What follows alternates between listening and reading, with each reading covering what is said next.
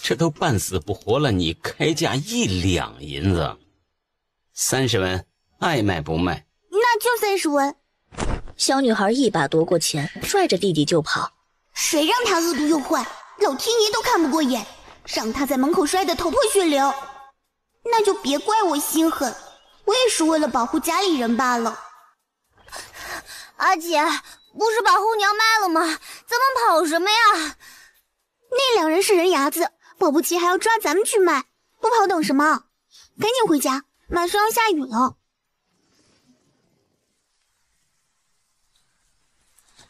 怎么回事？哟，虽然脸丑的吓人，可是这身段是真的好啊！要不咱们先享用了？嗯？哎呦，上次你先来了，这次得让给我。好，你用下边，我用上边。季之欢心里升腾起一股无名火，默默攥紧了拳头。你把酒挪开，你挡着让我怎么发挥啊？王二虎将蒋麻子推搡开，一把将季之欢提了起来。只见昏迷中的他突然诡异地扬起一个笑容。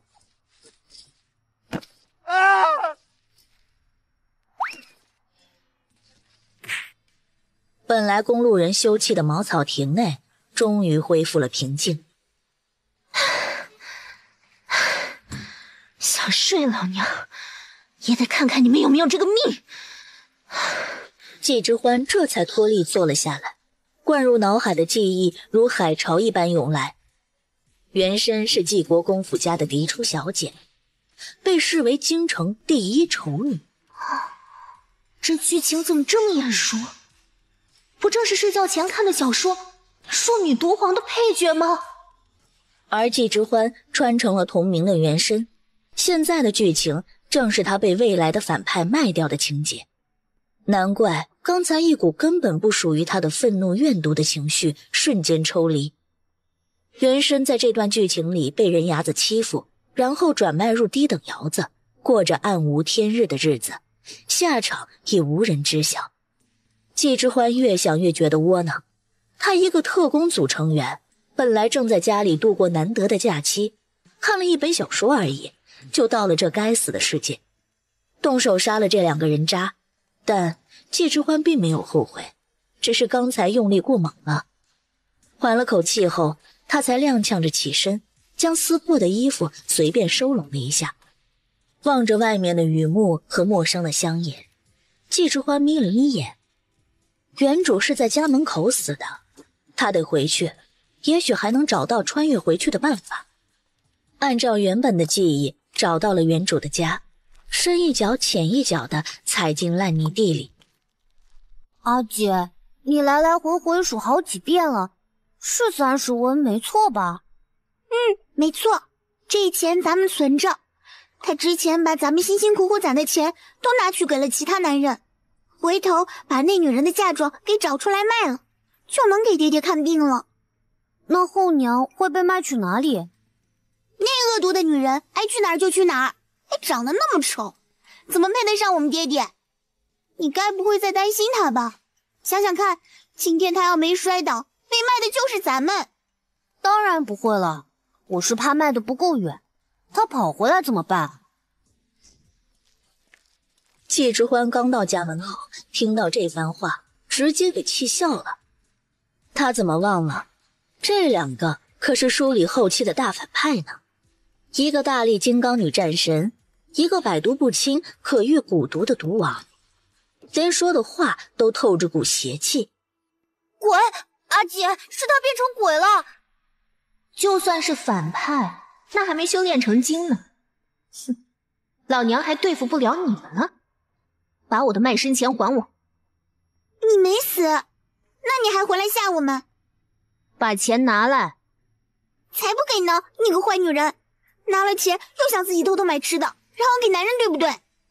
季之欢过去一把揪住小丫头，趁着2个孩子扑腾着要咬她，直接把那30文钱拿了回来。我的卖身钱凭什么给你？那是给阿爹治病的。你个坏女人，怎么不死外头？季之欢这才抬眼看着破布遮挡着的床。你不准再靠近阿爹！如果季之欢没记错的话，根据原剧情，原身的丈夫裴渊，曾经的大晋战神永万侯已经中毒许久，手脚俱废，3个月后便是死期。不想你爹死的话就闪开，没工夫跟你们瞎逼逼。季之欢掀开了盖在他身上那层发臭发黑的被褥，才看到了他身上狼藉一片的伤口和腐肉。要是有碘酒、酒精、纱布这些就好，好歹能给他清理一下伤口。刚想完，季之欢手里一沉，突然一个药箱出现在了自己的手上。什么鬼？想什么来什么吗？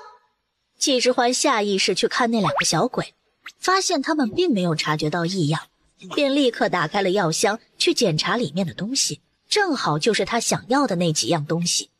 我要给你们爹包扎伤口，去烧盆水来，我给他擦擦身体，都发臭了。你搞什么鬼？多耽误一会儿，你们的爹危险就多1分，还不快去！我怎么觉得这个后娘怪怪的？她嫁进来之后，什么时候管过爹呀？就看她耍什么花样，我能卖她1次，就能卖她第2次。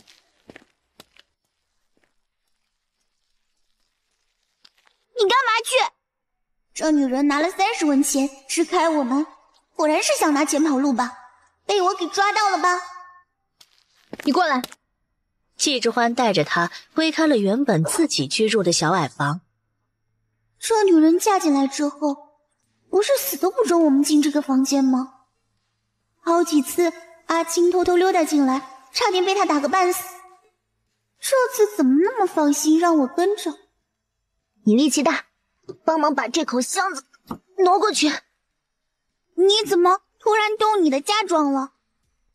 里面是干净的被褥，把你爹洗刷干净了，让他睡里头。该不会他在门口摔了一跤，直接摔傻了？他不是恨不得爹死吗？还老咒我们3个是拖油瓶。帮不帮？不帮我自己挪过去。季之欢见他不动，刚想自己提，阿英几步走过来帮忙拉着拉环。季之欢让阿英帮忙架着点裴渊，自己爬到了床板上，把那脏臭不堪的被褥给全部扯了下来。不过他很快就发现了不对劲儿，那被褥怎么还会动弹？季之欢拉住被套，往两边用力一扯，竟是从那发黑的棉絮里蹦跶出了不少吃得滚圆肥胖的血质。这是什么东西？季之欢一脚下去踩死了一个，瞬间血浆涌出，全是黑血。这是专门吸人血的血质，但又不是单纯的血质，它们有剧毒。怎么会有这种吸血虫子？晚上我们3个也是跟爹爹一起睡的呀，没有感觉被虫子咬啊。因为这血质经过饲养，以毒为引，只会让你爹身上的毒性一日比一日增强，陷入永远的沉睡之中，消耗掉他所剩无几的生命。你们3个小豆芽还不值那人费心思。那我们怎么办？你现在得意了，知道我爹爹遭遇不测，你是不是又想跑路了？别有事没事大呼小叫的，我没耳聋。咱们现在是一条船上的蚂蚱，你爹活着，那人还会稍微忌惮几分；你爹死了，咱们谁也逃不掉。你知道害我爹爹的人是谁？不知道。他也没看到那么后面，只看到女主怎么一路过关斩将，从一个庶女变成了当朝皇后，匡扶2皇子登上帝位。不过嘛，也不难猜，裴渊还有心腹手下，包括铁甲军那么多将士，还在等着主帅回归。对方没一口气宰了他，也许是裴渊在民间的声望太高，若突然无故英年早逝，岂不是惹人猜忌？你干嘛？这种吸血的毒虫子，你还丢唐瓮里？你爹身上的毒，他们也有一份功劳。往后要解毒，指不定还用得上。这可是需要很多时间来培育的，弄死了多可惜。先养着吧。热水好了。季之欢赶紧接过，放到了一边。我给你们爹洗澡擦身，你们再去多煮点热水，放门口就行。你别对我爹动手动脚，不然我不放过你。季之欢懒得理他，现在最大的难题可是眼前这个男人，实在是太脏了，屋内条件又差，连个浴桶都没有。大晋大半的江山都是他打下来，直到小说女主当上皇后，边关百姓也不清楚皇帝叫什么，但他们一定知道战神裴渊。只可惜呀，正是因为如此，才会英年早逝，给书里的主角让位。季之欢一边想着关于裴渊的剧情，开始打开药箱给他上药，等把腐肉剔除，上了碘伏，给伤口消毒治疗，用胶带绑好纱布后才收工。阿姐，后娘是不是真的变好了？我不知道，等哥哥回来再说吧。谁知道还要再打什么坏主意？去哪儿弄吃的呢？他扭头看着那两个嘀嘀咕咕的小鬼，转身去厨房拿了一把镰刀出来，朝着河边走去。你干嘛去？是不是想拿钱跑？肚子饿，抓鱼吃。家里没米粮了，你要是饿，喝点热水吧。抓什么鱼？你抓得到吗？保不齐就是想拿钱出去给别人。谢之欢懒得理他，只管自己走了。俩孩子对视了一眼，默默跟在了他屁股后头。怎么，怕我跑了？阿英还真的就这么想的，但是他被揭穿了，有些尴尬的别开了视线。要跟就跟着吧，注意烂泥地路滑，把门带上。季之欢到了河边，直接拿着镰刀到岸边砍树枝，选了一个自己还算满意的，便开始将树枝削尖。你不会是想做鱼干吧？那太慢，什么时候能吃上饭？季之欢说完，将镰刀交给阿英，拿着。阿英才不想给他打下手，谁知道他又怀着什么坏心思。季之欢见他不拿也不在意，放在了一边，将裤腿卷到了膝盖上，弯着腰盯着河里。没等多久，季之欢猛一出手，就从水里插出了一条鱼，抓出去丢到了岸上。编个草绳系上，等会儿提回家去。姐，他会抓鱼，咱们今天有鱼吃了。哼，这个女人既然会插鱼，当初为什么从来不管我跟阿青，还说饿了就去啃树皮，抢走了钱不说，现在充什么好人？找死啊你！娘的，你眼睛瞎了，没看到小爷在这儿横冲直撞的找死呢？有什么了不起的？我娘也在，你敢欺负我，小心她打死你！哼，就你们家那丑后娘，我告诉你，我今天连她一块打了。他说着，提着阿英就朝着季之欢的方向走去。阿英眼里闪过金光，等李大壮好好教训了那个女人一顿之后，他就能把钱拿回来给阿爹治病，这样就能撑到大哥回来了。丑八怪，谁准你插鱼了？赶紧给小爷滚出来受死！季之欢眯起眼打量着这群人从哪儿来的。李大壮两条腿一岔开，推了一把阿英道：你女儿撞到我了，你过来给小爷磕3个响头，小爷就放过你。你做什么欺负我姐姐？你个坏蛋！李大壮见到这小子居然敢跟自己顶嘴，伸出胖手就要给阿青来一拳头。季之欢抬起手，直接将鱼叉掷了过去，不偏不倚，正巧插在了那李大壮的脚边。不是找我吗？过来，单挑还是一起上？季之欢直接伸出手抵住了他的胖头，一下给这胖墩儿撂倒在了地上。丑八怪，你敢动我，我舅舅打死你！废话少说，还打不打？不打滚蛋！别妨碍我抓鱼！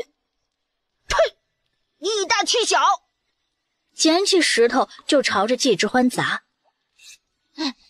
臭八怪，我砸死你！看你还敢凶我！你来打我呀，你个臭八怪！好啊，这样的要求我是不会拒绝的。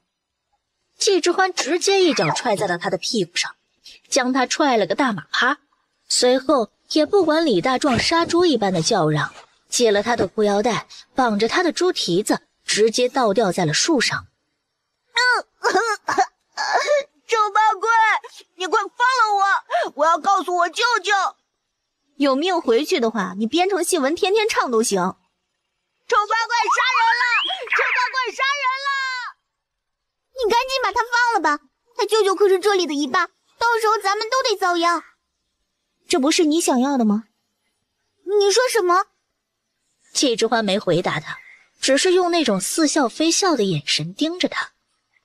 你个臭八怪，快把我放下来！等我娘来了，我让你好看！在那儿呢，真是臭八怪一家子把大壮哥给吊起来了，他们要杀人！我的儿啊！他身后2个高大的农家汉子赶紧冲过去，把倒吊着哭得满脸涨红的李大壮给放了下来。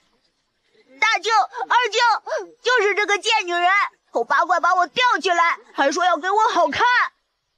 你个下作的小娼妇，我儿子你也敢欺负？老娘打死你！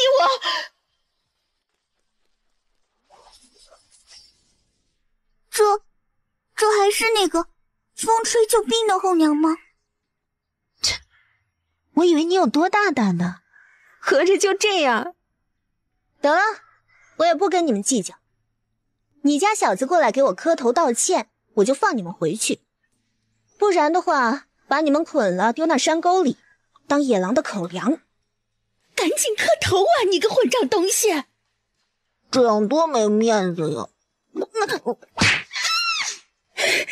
你俩舅舅都快被他打死了，你还面子？给我跪下！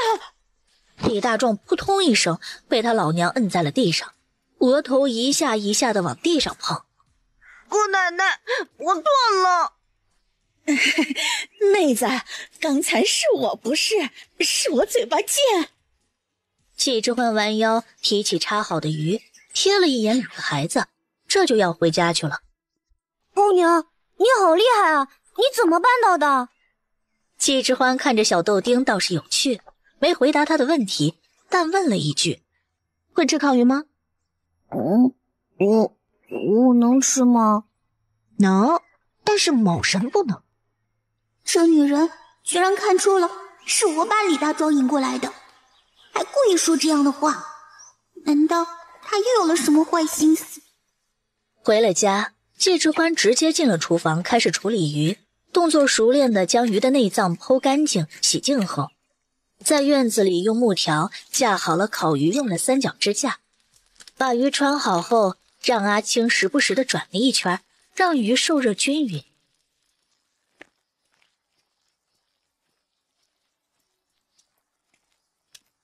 阿姐，鱼快好了，咱们马上就有鱼吃了。谁说他能吃了？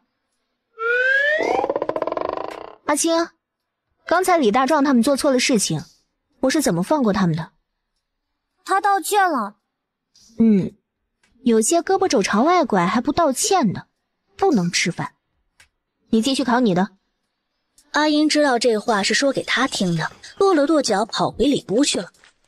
季之欢做好鱼汤后进屋，看也没看他一眼，将裴渊下颚捏住，将鱼汤喂了进去。阿英的眼睛一直盯着季之欢，生怕他对裴渊不利。好在季之欢出去把烤鱼吃了，便对阿青说自己要去后山溜达。等他一走，阿青这才把藏好的烤鱼拿过来给阿英。姐姐快吃，后娘不会发现的。他人呢？好像往后山去了。糟了，硬是找到机会要跑，我这就去看看。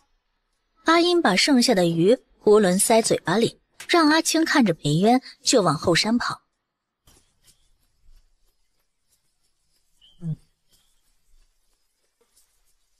如果这女人要跑，我就算跟她拼了，也得把钱拿回来。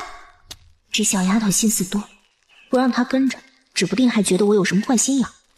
随她去好了。不远处，周边的沙地上，一圈白色结块的晶莹固体。季之欢心里狂跳，疾步走到了岸边，掬了一捧水尝了尝，是咸的。该不会真的傻了吧？这村里的人都不要喝的水，还拿来喝。季之欢抖开了麻布裙子的下摆，开始沿着岸边那晶莹的颗粒都捡起来，等到装不下了，这才兜着裙子往回走。阿英见状先躲了起来。季之欢抬头看去，那盐湖西边的密林里还有竹林。他心念一转，有竹林，往后可以制作竹盐，还能挖竹笋。这么一想，这地方也不差，好歹靠山吃山，靠海吃海，办法多的是，还能憋死不成？他抱着裙子往家走，又注意到后面一道小小的身影跟着自己。这丫头还真够执着，难怪成了反派，在沙场上令敌人闻风丧胆，能知小儿夜皮。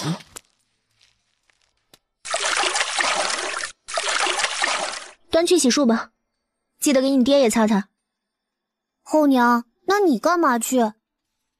赚钱。你去吧。哦，你们家大哥呢？好像今天就没看见他。大哥说去找吃的，也许过2天就回来了。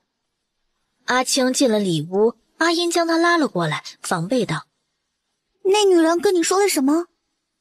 阿青把季之欢的话说了，阿英翻了个白眼儿。他赚什么钱？又吹牛呢？你做得很好，没把大哥的行踪告诉他。快去先洗脸，我盯着他。季之欢把头发简单的扎成了一个辫子，垂在脑后，卷起袖子开始干活。岩石经过浸泡，已经变成了卤水。家里工具不齐全，季之欢就直接开始熬煮卤水。家里穷，晚上就失去了一切照明的工具，厨房里唯有灶堂里的火光。阿英听着阿青的小呼噜声，自己也有点犯困了。这女人到底搞什么名堂？该不会是想一把火烧了我们吧？阿英忍不住胡思乱想，强撑着眼皮不睡觉。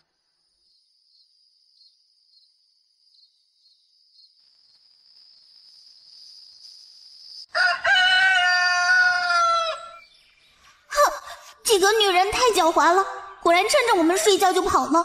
跑就跑了吧，把最后那点钱也弄走了，就不应该相信她。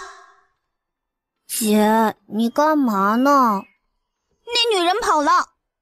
谁跑了？还没等阿青说话呢，季之欢的声音从后面响起，显然是刚从外面回来，手上提着好几样毛茸茸的东西，还带着血。你这些东西哪来的？睡不着，去林子里打猎了，抓了点野兔野鸡。你还会打猎？锅里有热好的馒头，先吃。等会儿你带我去镇子上，把这些皮肉卖了。阿青这个小吃货一听到有馒头，赶紧搬着板凳过来了，垫着脚掀开了锅盖，里面还真的蒸着4个小的白馒头。阿青顾不上烫了，抓起来就吃。你怎么直接往嘴巴里塞？不怕他给你下药啊？那也得做个饱死鬼。再说了，昨天晚上的烤鱼不也没事吗？他也不理会阿英。欧娘，咱们家哪来的馒头啊？用野味跟村子里的人换的。姐，你吃啊，真的很好吃，你吃嘛。阿英抿唇，然后咬了一口白嫩的馒头，发现特别香甜好吃。她从来没吃过这样的馒头，里面还有馅料，也不知道是什么做的，软乎乎，香喷喷，还有一股奶味儿。怎么样，是不是很好吃？姐，咱们以后是不是再也吃不到这么好吃的馒头了？后娘会不会想把我们喂饱了拿去卖啊？他一想到这儿，也顾不得阿英，跑到季之欢面前，湿漉漉的大眼睛盯着他。后娘，你要卖的话，把我卖了吧，我最小还最贪吃，千万别卖姐姐和大哥。你们没把我卖了就谢天谢地了，赶紧帮忙，去厨房把那破背篓拿出来，把兔子毛放进去，我去换身衣服。你真的不卖我们？不卖，不仅不卖，剩下的兔肉晚上也给你们吃。这小傻子。哦，后娘真好，阿青有兔肉吃了。这孩子还真容易满足。他换了身稍微整齐点的衣服，又用帕子蒙了脸，再出来时已经不那么吓人了。你要去镇上？去卖点东西。放心吧，刚才我说过不卖你们，只是家里需要买点口粮和工具，我一个人扛不回来，给你工钱怎么样？你说真的？你要是骗我，我就跟你没完。不骗你，吃饱了就上路。季之欢说着，背着背篓率先打开了篱笆，往山坡下走。你一个人在家，小心别乱跑，照顾好爹爹，知道吗？阿青知道。姐，你也要小心。放心吧。哎呦，这手艺不错啊，包的还挺完整。兔子就给你每只60文，只是这兔毛要价可不高啊，顶多40文。是你们家汉子包的皮吗？能不能再贵点？往后有好的皮子我都往这儿送。可以，不过你最好让你家男人啊多猎些雕和狐狸，那些才是大的。这样吧，我每样给你多加10文，算你500文。张大彪，有什么好货没有？哎呦，花老板，就等你来呢。哎呦，上好的野味啊，都给你留着。他一边说着，一边给季之欢拿钱，没留意，动作太猛，将季之欢的背篓给弄倒了，里头的盐罐子漏了点出来。花老板眼睛一亮，目光灼灼地盯着季之欢。这女人这次赚钱了，可得盯紧，别让她乱花钱。你等等，把野味给我留着，我马上就回来。咱们现在要去哪儿？小娘子走得好快，差点追不上了呢。有事儿？你那背篓里放着的白色东西是不是盐？你问这个做什么？能不能慢我点？这是自家吃的，不慢。哎呦，妹妹呀，怎么这么急呢？我自我介绍一下啊，我是前头客运来的老板娘，他们都叫我花老板。热情地拿着帕子给季之欢扇风，引导着他往自家铺子去。你连人是好是坏都不知道，跟着过去干嘛呀？无妨，要么你在这儿等我也行啊。让我在原地？那怎么行？万一他跑了呢？这镇子小，你随便打听打听，都认识我花香香。这做吃的生意啊，就得注重口感。像妹妹背篓那一罐啊，可比我铺子里的都白净雪亮呢。如果愿意卖给我，我出这个数，怎么样？掌柜的，这可使不得。这私底下……妹妹说什么呢？我就是想要你们家的盐来尝尝，外人哪知道呢？你要是真心想买呢，也可以，诚心给个价，我不怕货比货。花香香从盐罐子里点了点，放进嘴里一尝，当即眼睛一亮，知道自己开的价太少了。她只犹豫了片刻，拍掌道：妹子，咱们都是诚心做生意，这样我给你2两银子就买这么一小罐，往后你还有都可以送来，如何？成交。花香香亲自送了季之欢出去。妹子，可说好了啊，我等你啊。我既然答应了你，就会信守承诺。季之欢刚说完，就瞥见了巷子口一个废弃的小木车，旁边还摆着2口铁锅跟炉子。见季之欢对那东西有兴趣，花香香摆手道：原本是拿来做早点放在门口卖的，结果生意不是很好，就不要了。不要了？那能给我吗？或者卖给我？哎呀，你跟我还客气什么呢？拿去吧，反正你不要，我也是要清理出去的。多谢。季之欢将背篓往那木车里一放，就往外推。阿英赶紧过来帮忙，不过他脑子还没回过味儿来。就那么一小罐盐，居然卖了2两银子，老板娘还送了1辆木车，那东西值这么多钱吗？难道他昨天晚上在厨房就倒腾这个？今天来一趟镇子，季之欢就有了2两多。他先去米铺买了点米和面粉，然后再到杂货铺买了一些家里常备的锅碗瓢盆，剩下1吊钱，季之欢小心妥帖地放进了衣服内袋里。这女人是真的带我来卖东西的，没想跑。老板，来点桂花糕。季之欢将热腾腾的桂花糕塞进背篓里，擦了擦额头上的汗水。走吧。姐，这是什么？别人给的。别人给的？是好心人吗？可是这个不能吃啊。先垫垫肚子。真好吃。姐，你也吃。这傻弟弟满脑子都是吃的。欢欢，来的人正是齐天昌。原书中为了原主的嫁妆哄骗原主私奔的穷酸书生，其实那些钱全都被他拿去赌了。就原主傻乎乎的以为这男人能真的带自己脱离苦海，结果直到被卖，齐天昌都还在赌馆，哪里能想到他。欢欢，刚回来呀？你怎么了？是不是我前几天没去找你，你生气了？嗨，我这不是忙吗？你看你最近手头宽裕不？学院李夫子说要收我做关门弟子呢，我还愁束修呢。没钱，滚蛋！什么？没钱？放屁！今天没钱也得有钱。季之欢，你这样子我以后可不来找你了。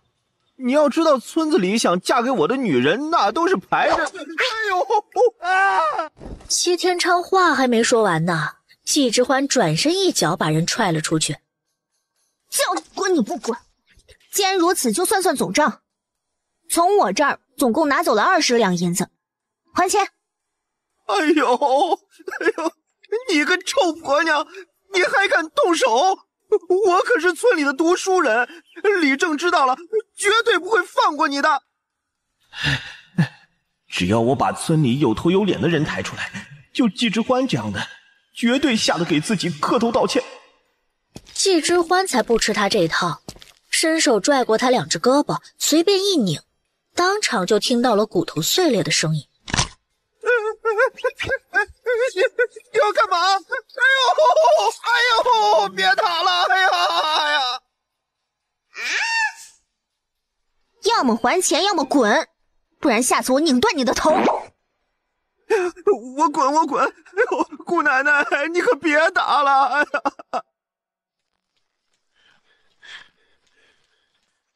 来帮忙。如果我能像后娘一样厉害，是不是以后村子里就没人敢欺负我们了呀？我也要帮忙。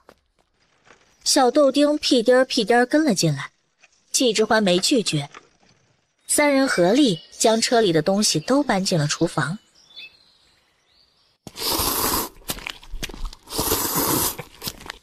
哎呀，姐，你就别操心了。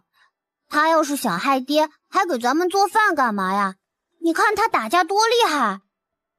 说的是啊，季之欢真想害他们，根本不用做那么多没必要的事情。季之欢把排骨汤给裴渊喂下去后，从空间拿出了小药箱，不过这次药箱里额外多出了一瓶药。灵泉？未穿越前每次出任务受伤，身边都会冒出这么一瓶药，没想到他也跟来了。那之前为什么药箱里没有？难道是时间还没到？季之欢果断选择了将灵泉喂给裴渊，随便扒了他的衣服替他换药。裴渊这身子，饶是他看过那么多国际名模，阅遍各国美男，都可以说得上数一数二的。季之欢趁机摸了2把，在等出来的时候，阿英已经主动去洗碗了。季之欢一进厨房，就发现一盆热水摆在那儿。阿英别扭的不去看他。谢了。谢什么？还你人情债吧。因为吃了一顿饱饭，晚上大家都很早就入睡了。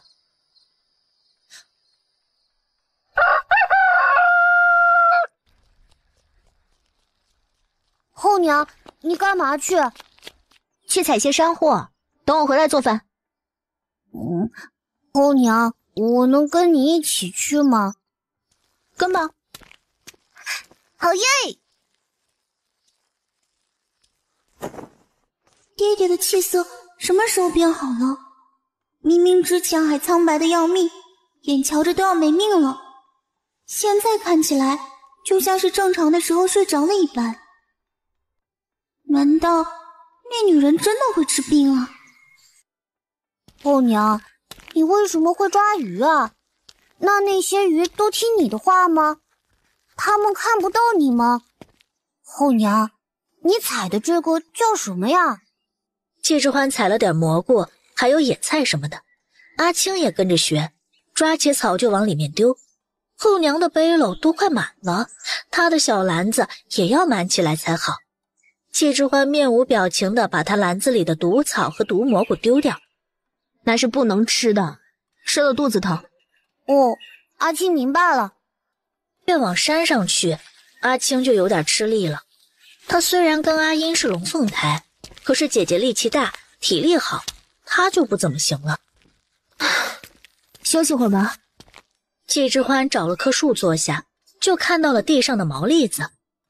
你饿吗？要不要吃板栗？饿。季之欢放下背篓，找了根树枝，开始打树上的板栗。这个时候正是板栗长得饱满的时候，一口气能打下不少。阿青别提多高兴了，他不知道这个草团子有什么用，砸下来还有点疼，但是他知道这东西是能吃的。后娘做东西好吃呀，他又有好东西吃了。季之欢用小锄头在地上刨了个坑，然后让阿青去捡大点的石头，堆了个小灶台，直接用一旁的干柴生火。你别乱跑啊，我去弄点天然蜂蜜回来。阿青乖巧点头，虽然他不知道这里哪里有蜂蜜，但后娘让他待在这儿，那最好别乱跑。季之欢之前来这儿的时候，记得附近有个马蜂窝，这烤板栗没糖没蜜，就没那个滋味了。就在他准备下手去摘蜂巢的时候，听到了一些细微的动静。他拨开了一旁的草垛子，发现了一个坑。是你放开我！难道是裴渊的大儿子裴季慈？哦，可是不回去，弟妹怎么办？就这么想着，季之欢已经离开了土坑。裴季慈呆呆看着头顶的天空和树叶，绝望地闭上了眼睛。只是没过一会儿，外头又有了动静，好像是蜂群的嗡鸣声，随后又消失不见。裴季慈紧绷神经，满怀期待的希望来的是附近的猎户，好歹能把他送回家就成。结果坑外有人再次探出头，却还是季之欢。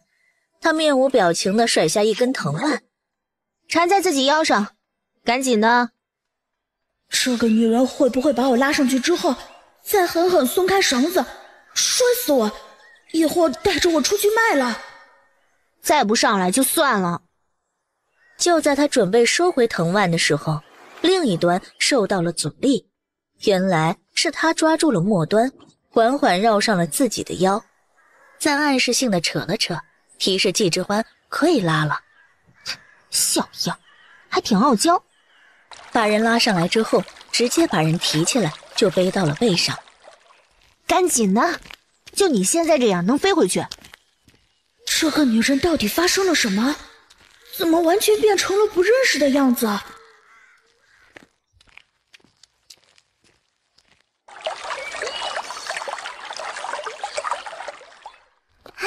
你回来了，大哥，你怎么跟后娘在一起？这话应该我来问你才是吧？你怎么会跟这个恶毒的女人上山？这欢呼雀跃的样子是怎么回事？回家的时候抄近路受伤了。季之欢把它放在了一旁的树下，赶紧掏出蜂窝，割了点蜂蜜涂在了板栗上。这女人来山上就是为了烤栗子，所以她刚才是先去捅了蜂窝再来救我。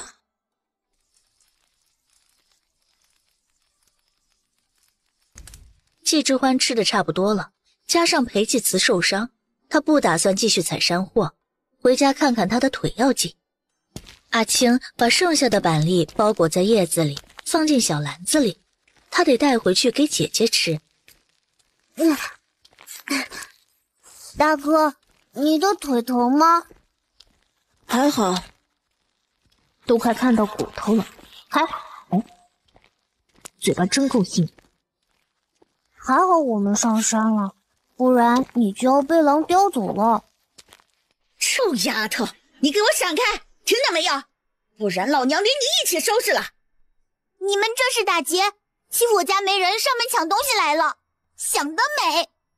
这是那恶毒女人从镇子上赚回来的，这帮人看我们有米粮了，就想来抢，凭什么呀？凭什么？就凭你娘打了我兄弟，不得赔医药费啊！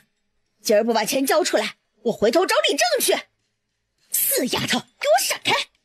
就在张翠凤快碰到阿英的时候，一把镰刀突然飞甩了过来，直接横在了张翠凤的脚边，吓得张翠凤嚎叫一声，窜到了一旁。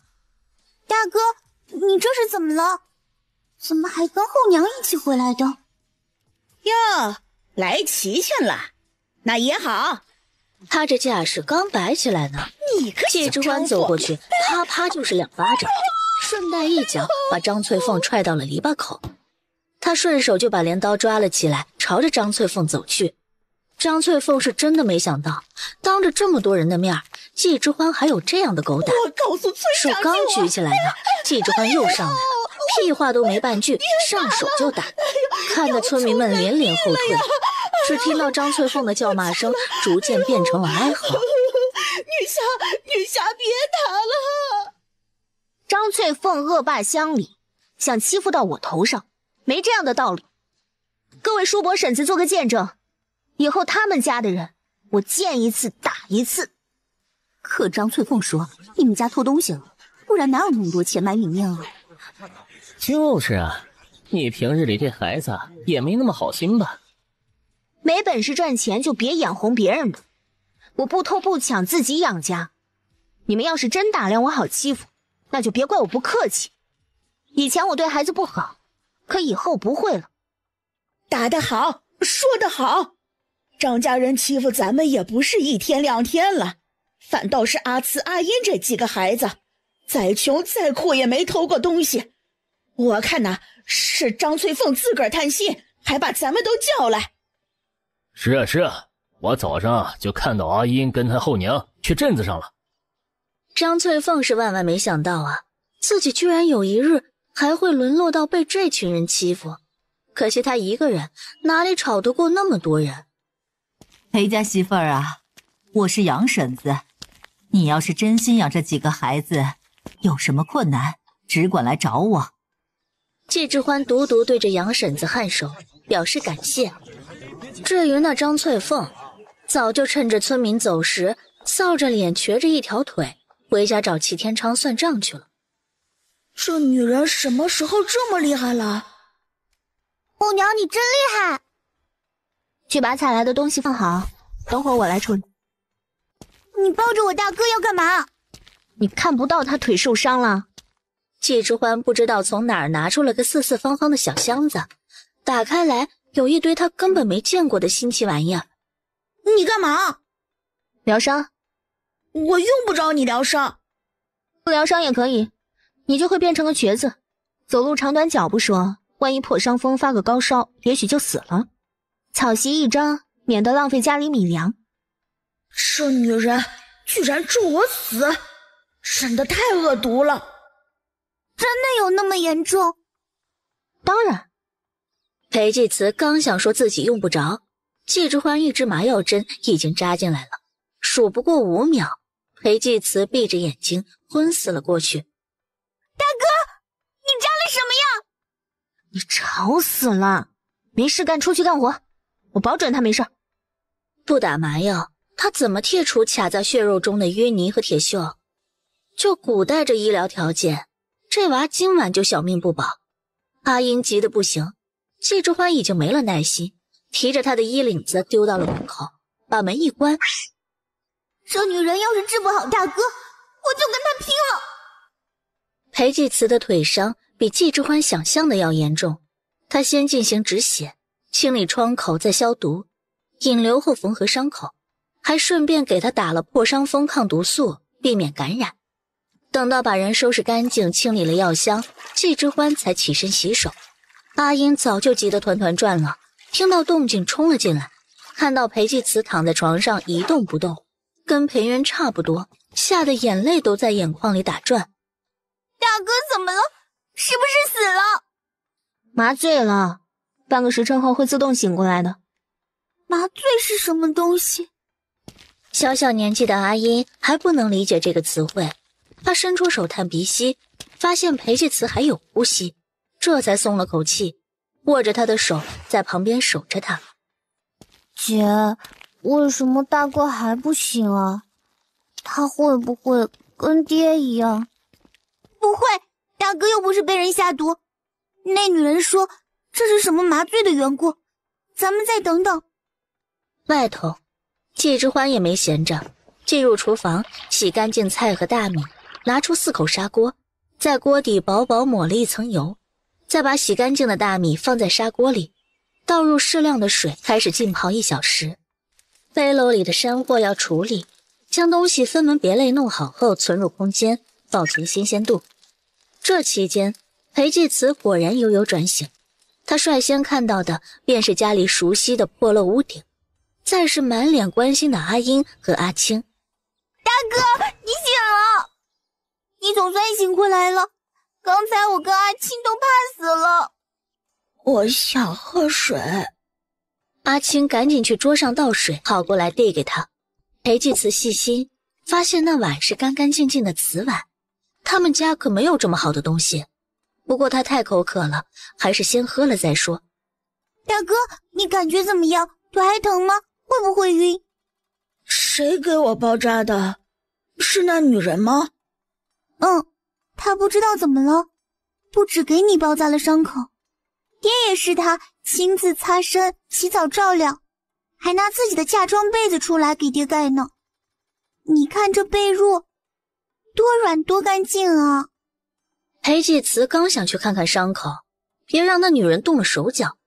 季之欢的声音已经从外面传进来了。伤口刚缝好，别动。你不是说出去找大夫给爹看病吗？怎么把自己弄成这样？我没找到大夫，钱也花完了，抄近路，结果天黑看不清楚，便掉进了坑洞里。这伤是不受气夹的。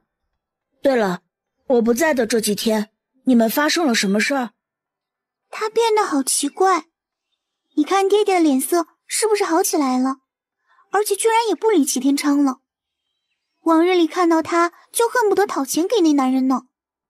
裴继慈眉头紧锁，确实奇怪，其实他根本没告诉阿英齐天昌这人是他引来的，也是他告诉齐天昌后娘有嫁妆，他只是把实话告诉了他。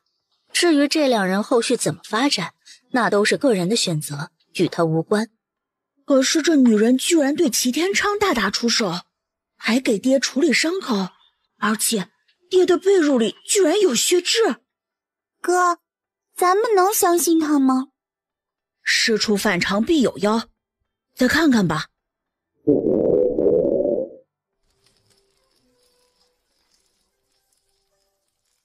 后娘，有阿青的份吗？季之欢挑眉，见火候差不多了，掀开锅盖，用勺子捞了一勺颗粒饱满、挂满了油脂的饭喂给了阿青。小心烫。他哪里还顾得上烫不烫，一口咬了下去，简直是说不出了滋味。那饭也不是平常那样冷的，也不是府上以前吃的那种软乎乎的，他夸不出来，着急地迈着小短腿。阿娘，给哥哥姐姐也吃一点吧。这小子该不会以为这几个砂锅里都是自己一个人吃吧？季之欢拿了托盘，将砂锅用纱布垫着取出，去了正屋。那两大的一听到动静就闭嘴不说话了，季之欢也不介意，坐下来就开吃。阿青自个儿爬上了凳子，招呼道：姐姐，快来吃啊！后娘做的米饭好香。这是什么？从来没见过的东西。阿英都来不及吃，就端过去喂裴继慈。裴继慈一开始是抗拒的，可是不忍心驳了阿英的面子，才矜持地咬了一口。哇！裴继慈吃了2口后道：你吃吧，不用省，以后饿不着你们。3个孩子齐刷刷看着他。以后有我一口饭，我吃什么你们吃什么，不用省。长身体的年纪，这不是你们该操心。除了把脸都快埋进碗里的阿青之外，阿英跟阿慈2个人的内心都快掀起了波涛万丈了。他刚才的意思是，以后会好好照顾我们吗？当天夜里，3个孩子又能睡在一起了。这次没有肚子饿的睡不着，喝的水也是干干净净的，被子松软，有太阳晒过的味道。更重要的是，不必担心明天一早起来没饭吃。在他们陷入沉睡的时候，在另一侧的裴渊手指突然动了动。后娘，咱们今天吃什么呀？小米粥。哦，你大哥醒了吗？醒了的。那你去打盆水给你大哥和爹洗漱。季之欢说完，乖宝宝阿青果然照办，扑腾着小短腿忙去了。厨房里就只剩下了2个人。有事儿？那个，我能跟着你制盐吗？可以。阿英有些意外，这一罐子能卖2两银子的生意，他就不怕自己学走了不管他了吗？季之欢本来也是要去盐湖捡岩石回来制盐的，光他一个人做不了太多，教会了阿英以后也方便。吃完饭以后，阿英就在门口等着，季之欢背了背篓出来，2个人一起上山捡岩石。另一边，齐天昌正在家里躲懒呢，他被季之欢打了一顿，寻思着张翠凤过去应该能要到银子。臭婆娘，居然敢对付我！看我不找个厉害的好好揍他一顿。哼，到时候他把钱给我，我再勉为其难的原谅他才好。美梦做得正好，门突然被人踹开了。张翠凤指使2个哥哥道：就是这个王八羔子跟我说季之欢有钱让我去讨的，结果害得老娘的肚子疼了一晚上。谢天昌，你今天不把医药费给我交出来，我让你没好果子吃。齐天昌这种手无缚鸡之力的混子能知道什么？叫破喉咙也拦不住张豹2兄弟的拳头。乖乖从鞋底下掏出了2两银子，这可都是从季之欢那儿骗来的老婆本了。张家人是满意的走了，临走前还把齐天昌家给砸了。可这哑巴亏他只能往肚子里咽，谁让他根本斗不过呀？有阿英这个金刚芭比在，季之欢乐得轻松。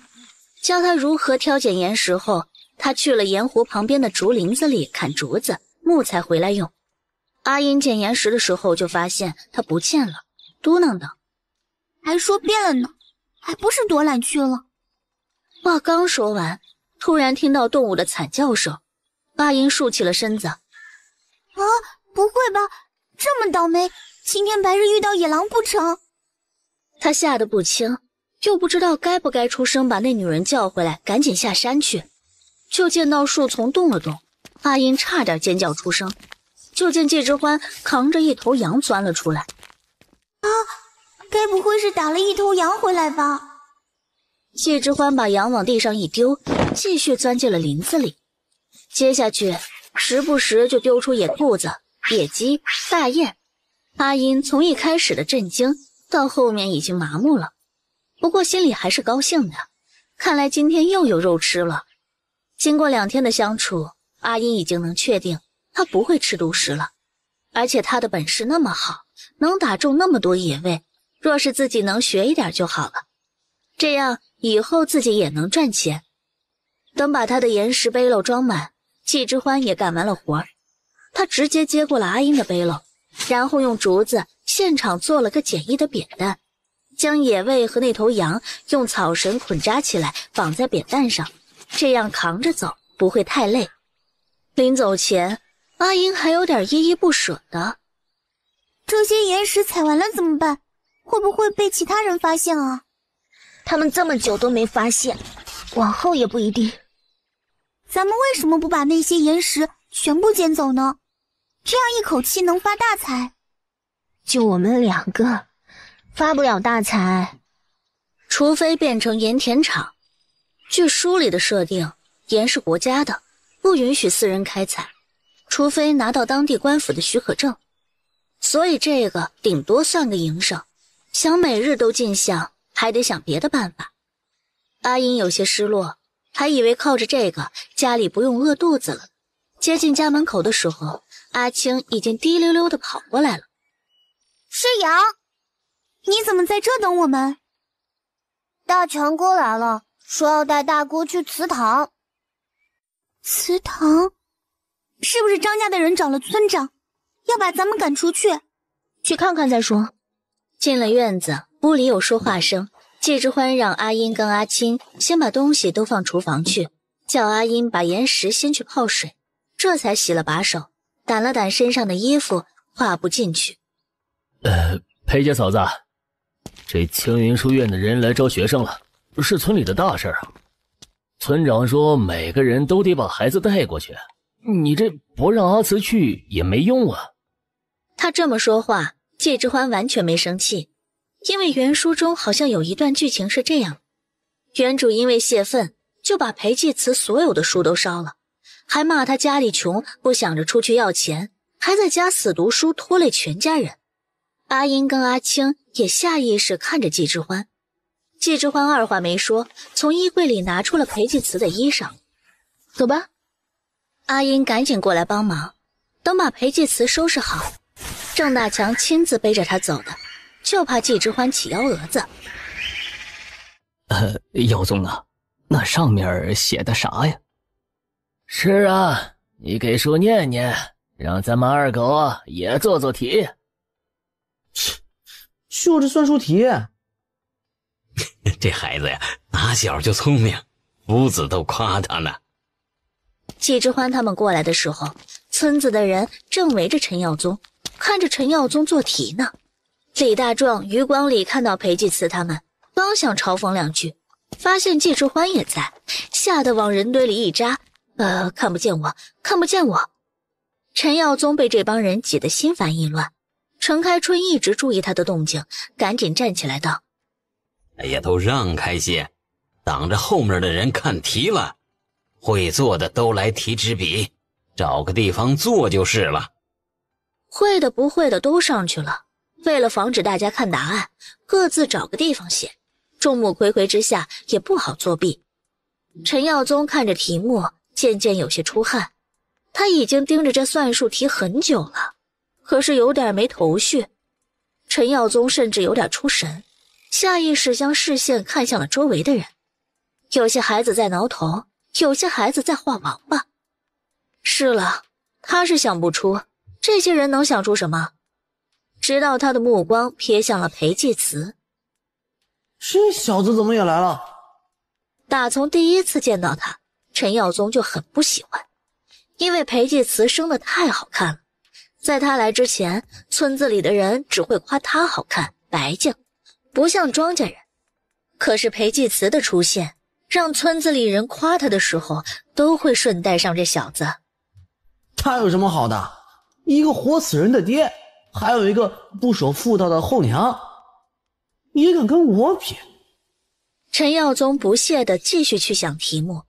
季之欢瞥了一眼那题目，100馒头100僧大僧3个更无争，小僧3人分1个，大小和尚各几丁。说白了就是鸡兔同笼的问题，100个和尚分100只馒头，正好分完。如果大和尚1人分3只，小和尚3人分1只，试问大小和尚各有几人？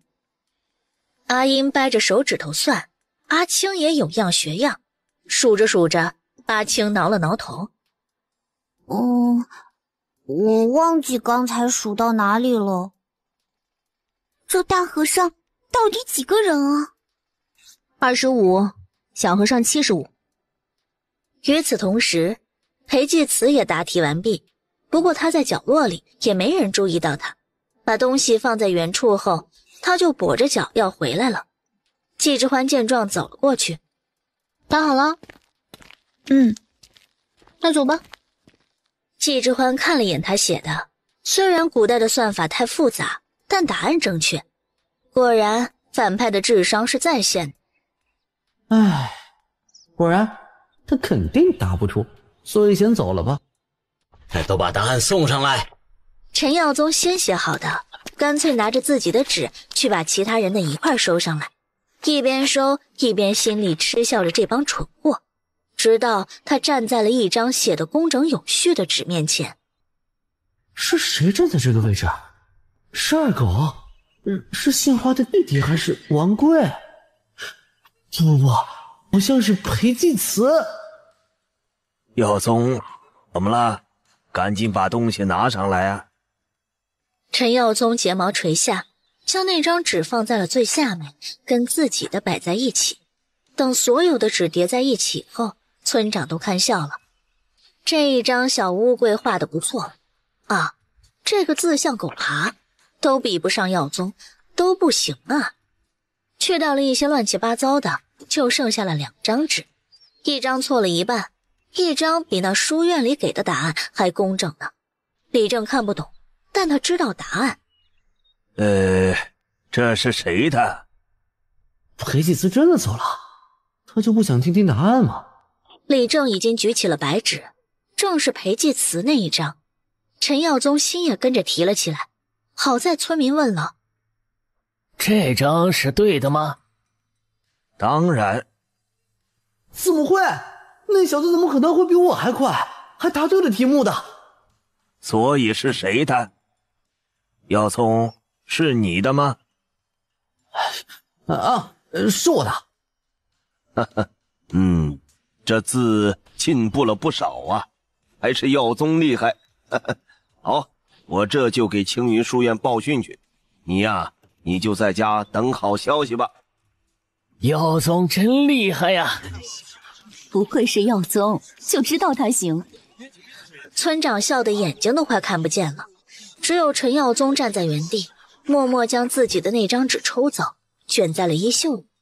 这样就没人能知道了，裴济慈能去青云书院了。大哥，你最后写的答案是什么呀？25和75。后娘也这么说。季之欢，怎么可能？瞎蒙的吧？季之欢没解释，阿青这个小吃货已经想别的去了。后娘，我看厨房里有鸭有鸡，我们今天吃肉吗？吃葫芦鸡，给你们补补身子。后娘做的东西最好吃了。不想承认这是我弟弟。没眼看。回了家，阿青率先跑去打开了门。季之欢把裴济慈放在了床上，将他的外衫脱了下来。裴济慈很不习惯，抗拒地躲避着他的碰触。这边刚弄好呢，季之欢把被子掀开，直接一个用力将裴渊半驮在背上。你要做什么？别动我爹！动都不知道动几次了。外面天气好，带你爹晒晒太阳。在床上躺着都能生蛆了。去把我的床挪出来，摆在院子里。裴济慈心想，阿英才不会听你的呢。结果就看到阿英转身就跑。这是要干嘛呀？养护。你爹这种情况呢，需要勤翻身、勤按摩、擦洗、整理、更换。不能总是待在阴冷潮湿的环境里，他也会不舒服的。爹不是昏迷了吗？他能知道舒服不舒服吗？当然了，他是因为大脑皮层功能被毒素严重损害，陷入不可逆转的深度昏迷，丧失意识。但是你们经常跟他说话，他还是有意识、知觉和思维的。只要不是脑子坏了，都有苏醒的那一天。真的吗？那你快教教我。好。季之欢跟他们2个小的说了按摩的手法，每天擦身的技巧，还有裴元躺了那么久，身上的褥疮都要及时清理。裴介慈一直很紧张，竖起耳朵听着他们在外头干嘛。听到这个，心里惊疑不定。这女人绝对不可能是季之欢，她到底是谁？阿青学得很快，马上就有模有样了，抬起小脸，软乎乎的求表扬。后娘，这样做对吗？对，做得很好。季之欢卷起袖子，准备进厨房料理明天去镇上卖的东西。阿英赶紧跟了进去。岩石都化成水了，我是不是做错了？就是要这样的。季之欢没藏私，制盐的整个步骤都手把手教阿英。阿英觉得很新奇，他怎么会懂这些？这些就是盐了。半成品还得沉淀，加入豆浆和盐水，这样才能区别于市面上的粗盐，让人花高价买的核心。阿英似懂非懂，不过还是趁着锅里继续沉淀盐的时候，挖了一小块跑到了屋里，让裴介慈尝了一口。这不是盐巴吗？是我自己做的，后娘教我的了。有了这个，咱们就不怕了。她教你？她不藏私？而且昨天晚上你睡着了，她还进来给我们盖被子了呢。刚才教我们怎么照顾爹。大哥，我们是不是可以相信她？裴继慈沉默，他现在也不知道了该不该相信。可是他对他们好，又能图什么呢？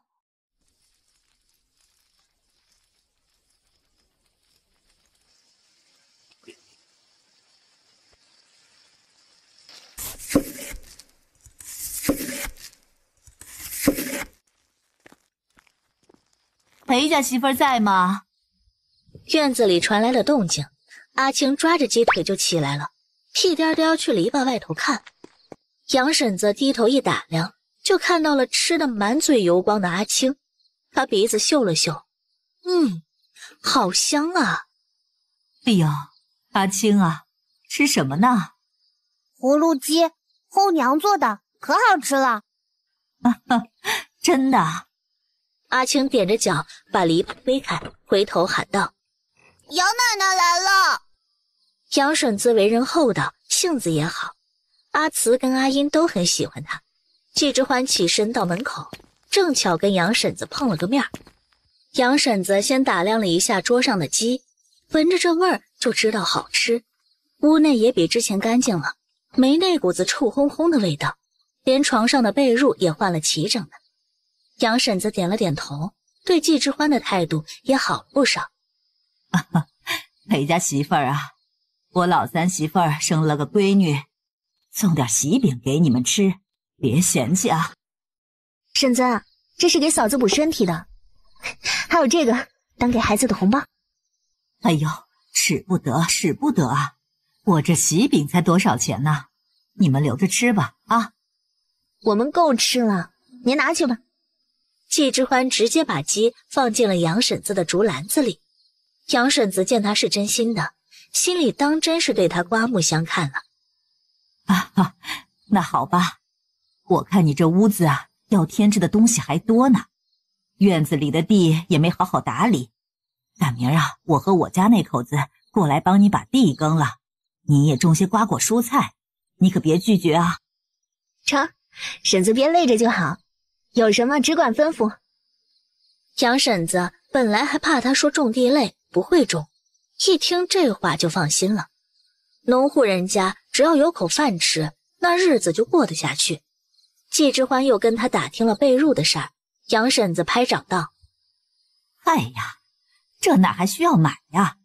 你去镇子上扯点料子回来，我家还囤着棉花呢，剩下的给孩子们做点衣服鞋子都够了。那谢谢婶子了。哎呀，说起来呀，我之前对你确实不大信任，但是想想你这么年轻就嫁到这儿来，既然来了，大家一个村的，有什么烦难的尽管说啊。季之欢点头，他不是个善谈的性子，不过一个人的好与坏还是分得出的。一直把杨婶子送下坡，季之欢才折返回来。院子里，阿英一直等着，看他回来了，才闪身进了厨房烧热水。季之欢勾了勾唇角。第二天天不亮，季之欢起了个大早。阿英是被厨房里的动静给吵醒的，他想起了自己的盐，赶紧揉了揉眼睛，踏上鞋子过去看。只见锅里的盐已经被季之欢给装好了，他把板车推了出来。要去镇上吗？去买东西。你等等我也去。季之欢没拒绝，阿英洗漱很快，生怕季之欢自己先走。因为赶路的早，一路上也没什么人，偶尔有送货和载人的牛车经过，也把视线投到了母女二人身上。毕竟一个女人带着个女娃推车去镇上可不常见。咱们推去哪里？就在这儿吧。季之欢从车厢内部抽出了麻布，铺在了地上，将背篓里处理过的山货摆在路边，然后把车内的小炉子拿出来生了火，又从里面拿出一个烙饼用的铁铛，在车上面摆出一摞前天买的鸡蛋、炸好的油条和早上在厨房搅和好的面粉和调料。做什么呢这是？煎饼果子。多少钱一个？10文钱。10文钱？巷子口那肉沫面只要3文钱，素面2文钱就能饱。贵自然是有贵的道理。